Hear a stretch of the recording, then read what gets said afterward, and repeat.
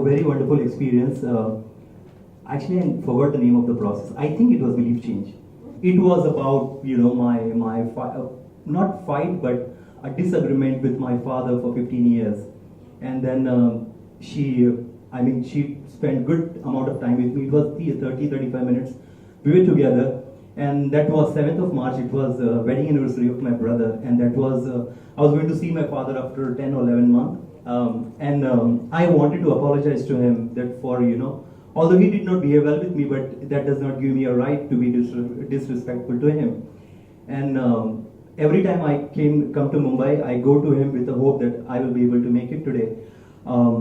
It wasn't happening. But after the one session that I had with Swati, I actually went. And on that day, I told my father that I'm so sorry for what I have done. Wow. I'm so sorry for, you know, if I hurt your feelings ever.